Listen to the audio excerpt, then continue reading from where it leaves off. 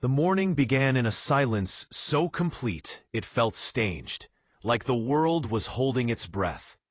Sunlight spilled gently through the sheer curtains of a luxury mountain resort, painting the walls in gold and warmth. Yet something about the calm felt unnatural. It was the kind of quiet that comes just before disaster, when life pauses for a fraction of a second before breaking into pieces. Oliver Crestwood lay awake in his bed, staring at the ceiling, already exhausted by thoughts that had followed him even into sleep. He had everything a man could want, everything people spent their lives chasing, yet peace remained the one thing he could never quite grasp. Oliver was a billionaire, known across continents for his sharp mind and unshakable composure.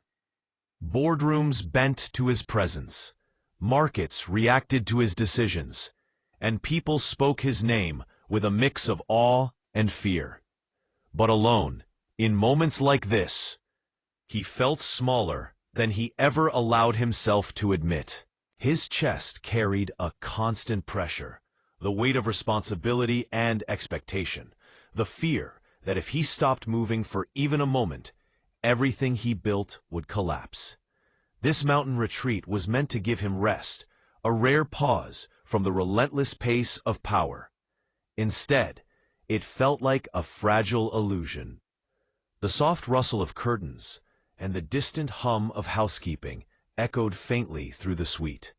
It all felt almost storybook, like a carefully curated scene meant to convince him that life was still gentle, still safe. His wife, Helena, moved quietly across the room, her presence familiar yet distant. Their marriage had once been filled with laughter and ambition, shared over late-night dreams. But over the years, those dreams had hardened into schedules, negotiations, and unspoken resentment. That morning, she smiled at him, a small, practiced smile that carried warmth on the surface and uncertainty beneath it. She brought him a delicate porcelain cup filled with fragrant herbal tea, the steam rising softly between them. The scent was calming, grounding, something meant to soothe a restless mind. She sat close, her robe gliding softly as she leaned in, her eyes lingering on him just a moment too long. There was something watchful in her gaze, something cautious, as if she were waiting for an invisible signal. But Oliver didn't notice. He trusted her. He trusted the routine, the familiar rhythm of a life he believed, despite everything, was still intact. Then the silence shattered. A scream ripped through the hallway with such force it felt physical, as if it slammed into the walls and bounced back into the room. The door burst open, and a young maid stumbled inside, her face pale, her body trembling, eyes wide with terror. Her voice cracked as she shouted words that froze time itself. "Don't drink it." The sound of her cry struck like lightning, sharp and unforgiving, tearing through the calm and exposing something dark beneath it. In that instant, everything changed. Oliver's hand hovered over the cup, his breath caught somewhere between confusion and instinct. Helena reacted before he did. Her entire body tensed, shoulders stiffening, fingers clutching at the fabric of her robe. Fear flashed across her face, raw and unmistakable, a fear he had never seen in her before. The room didn't spin, but something inside him did. It felt like a thread had been pulled loose, and the life he thought he understood began to unravel. The maid stood frozen at the doorway, tears pooling in her eyes. Her name was Mara, though Oliver wouldn't learn it until later. Her panic didn't feel accidental or exaggerated. It felt desperate, pleading, as if she had sacrificed something precious just to speak those words in time. Oliver slowly set the cup down on the table.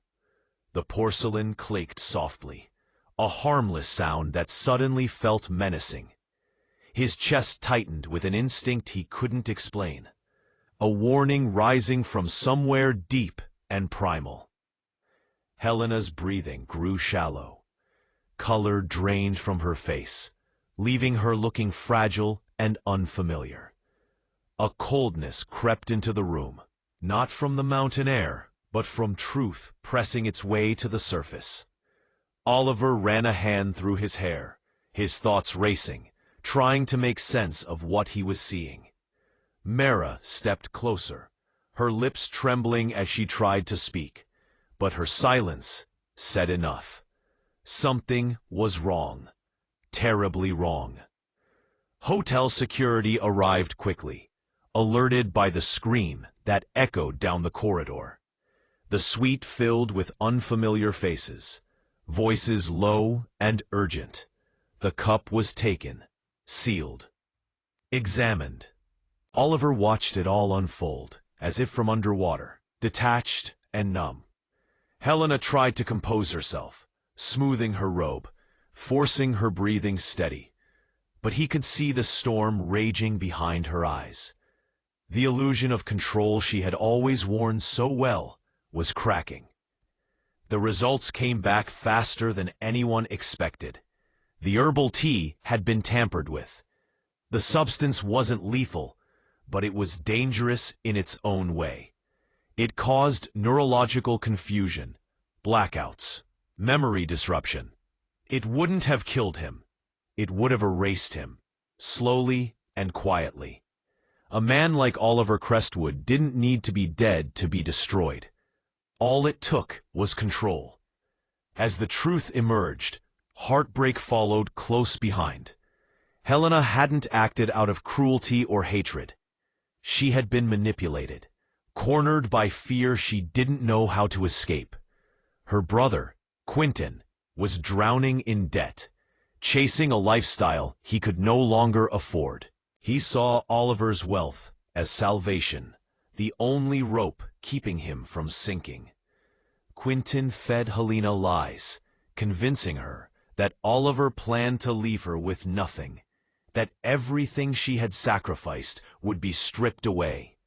He preyed on her insecurities, on the loneliness she felt living beside a man who was always present and yet never truly there. In her fear, Helena made a decision that would haunt her forever. She agreed to add the substance to Oliver's tea just once. Just enough, she was told, to make him confused during critical meetings involving massive financial decisions.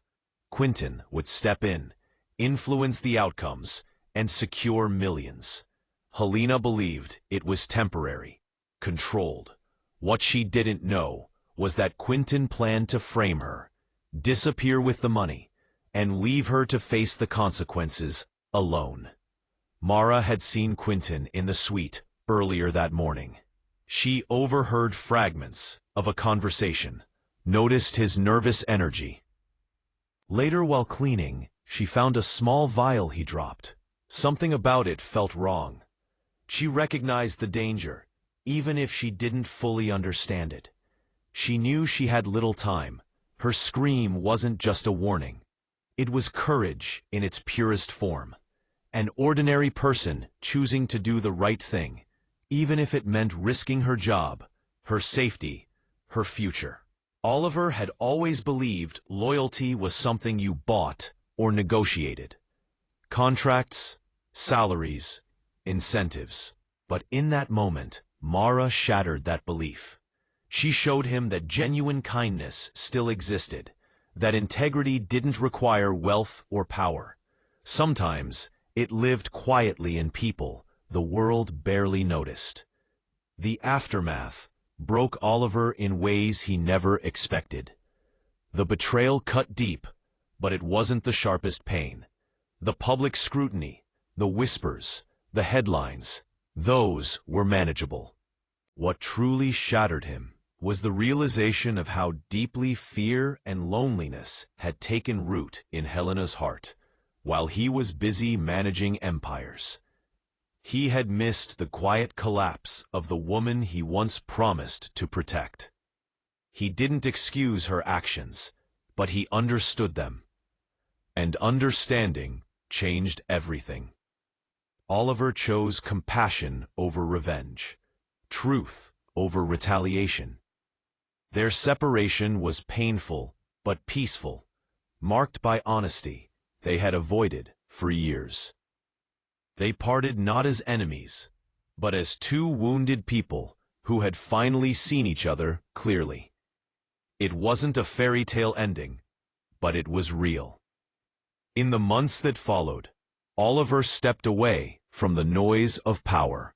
He rebuilt not his wealth, but his humanity. He funded Mara's education, helped her family escape poverty, and created a foundation dedicated to supporting people trapped in manipulative financial situations. He learned to listen, truly listen, to the lives around him. The man who once believed money was armor finally understood it could also be a lifeline when used with love.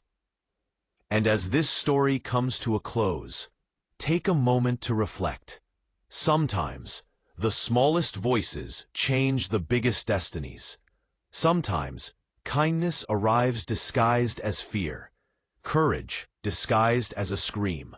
If this story touched your heart, please like, comment, share, and subscribe to Kindness Corner.